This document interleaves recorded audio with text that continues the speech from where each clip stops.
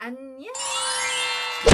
So for today's video, I will tell you the complete process on how you're gonna get student visa. So last video, I informed you how are you going to get a scholarship. But if you haven't seen that video yet, I will link it up here and check it out before this video. Annyeonghaseyo, this is Donna, your Visayang informant here in South Korea.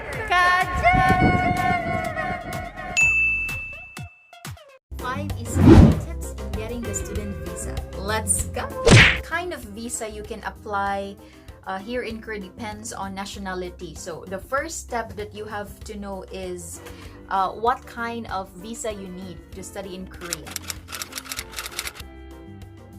So first option, we have take a short course on visa waiver.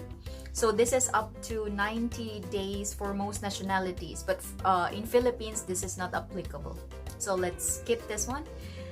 And of course here this is suitable for Filipinos, the student visa, and this is valid for your entire study period in Korea. And if you're planning to study at a Korean university for more than 90 days, then you should apply for a student visa, of course. And to apply for a student visa, okay, not including those requirements that I will be sharing you later. Certificate of admission from Korean university. So this is the university that you plan to study in. And to obtain such documents, you usually need to pay in advance like 2 terms. So of 10 weeks each. So in one academic year here in Korea, they have like 4 terms. And 4 terms of 10 weeks per academic year. So by the way, the student visa is, we call it here the D visa, and there is a number that follows after that, and that number depend on what kind of education are you gonna enroll in. So if it's associate, bachelor's, and so on. Okay, so if you have a student visa here in Korea, you can also apply for part-time job. So you can apply for the right to work part-time after you studied in Korea for 6 months. So after 6 months, you can start working already if you want. So you can also ask your university for further information regarding this one. So another way is what we call the working holiday visa. So for the working holiday visa, this is only for countries with working holiday agreement, but unfortunately again Philippines is not included, so let's skip to it. And then the last option is family visa. So family visa, so this is the best visa for people of Korean heritage. So if you have like relatives who is a Korean citizen, then you can use this visa. But for general students who wants to come here, I think you have to go for student visa or the D visa. Second step, so apply to a school in Korea. So before applying for a student visa, you must apply to get admitted to Korean university. And each university have their own requirements. So after choosing, the course that you'd like to study, and then after choosing the city and the university, then you can apply. You can start processing for the application. And usually, schools require you for school application form that you have to fill out, and then a copy of your passport, your high school diploma in English, proof that you can finance your studies in Korea. So this usually at least $10,000, or in Philippines this is like 500,000 pesos, at least 500,000 pesos, and a motivation letter. So there are other miscellaneous requirements depending on the university that you'd like to enroll in. So the next thing after you decide your university, so you can get your visa documents. So yeah, after you've been admitted to a university program, it's time to pay the tuition fee. So which is usually is very reasonable in Korea. But for Filipino citizen, it's like 500,000 pesos is expensive.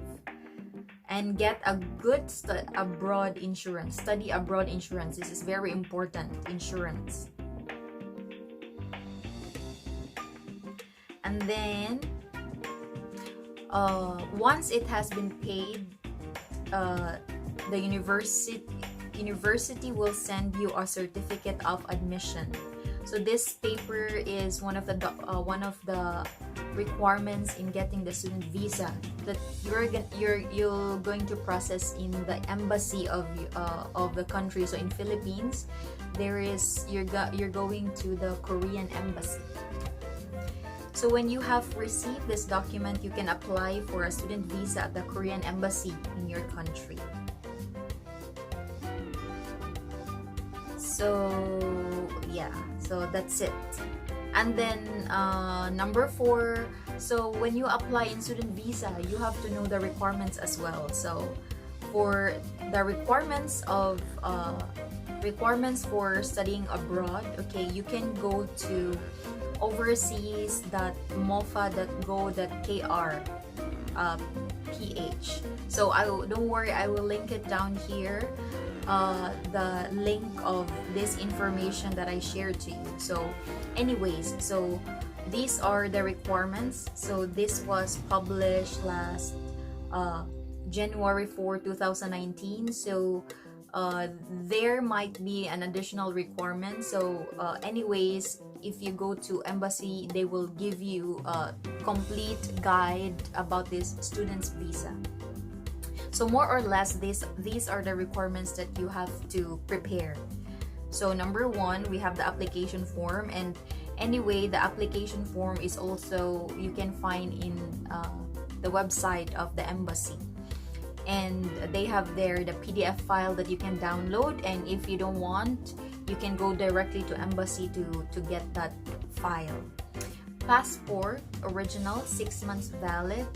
And then we have also 1-piece passport size colored picture. And then copy of passport first page. In number 5, original copy and copy of valid visa and arrival stamps for the past 5 years. And number 6 is Philippines last school record original. So this was your last record in your high school. And then number 7, we have the NSO birth certificate. And 8, financial supporting document. So this is at least $10,000. But you can ask the embassy to confirm if you cannot reach this $10,000, if it's possible, if you have lower amount than that. And then yeah, number 9, we have original admission certificate from Korea. So this is coming from your university. Okay. And number 10, business permit of the university in Korea. Okay. And then so for the visa processing fee, okay, you have to pay 3,000 pesos. And processing time is 5 working days. So more or less, these are the documents that you should prepare.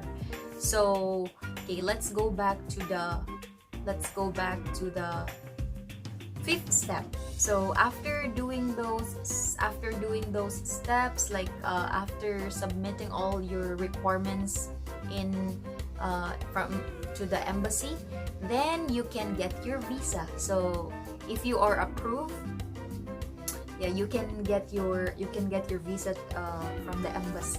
And then after that, you can go ahead and prepare your things, and you're ready to fly in Korea. If this video helped you a lot, so please don't forget to comment and like my video, and please subscribe and turn on the notification button so you'll be updated on my next video. Till next time, annyeong!